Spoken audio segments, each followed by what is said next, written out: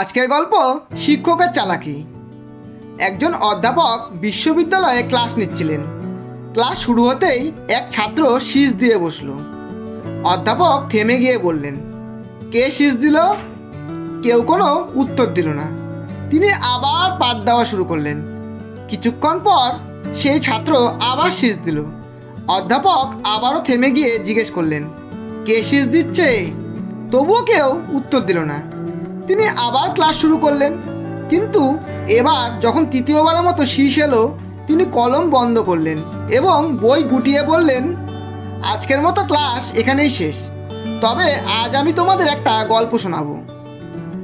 এরপর ক্লাসে নেমে এলো নিস্তব্ধতা। সবাই মনোযোগ দিল।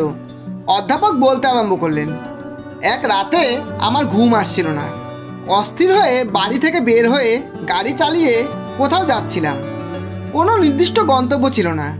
হঠাৎ দেখি এক বৃদ্ধা মহিলা হাতে ভারী বোঝা নিয়ে রাস্তার পাশে দাঁড়িয়ে আছেন।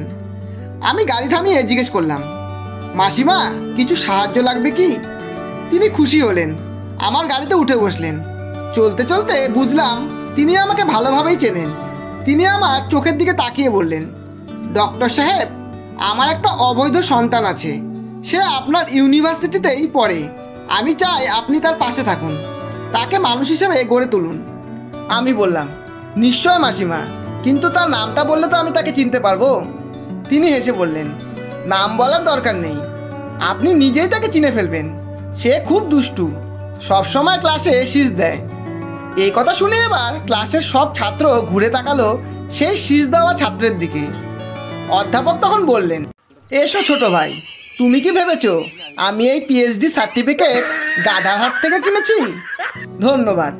গল্পটি যদি ভালো লাগে একটা লাইক অবশ্যই দেবেন এবং বন্ধু ও প্রিয়জনদের শেয়ার করে চ্যানেলটি সাবস্ক্রাইব করে পাশে থাকবেন।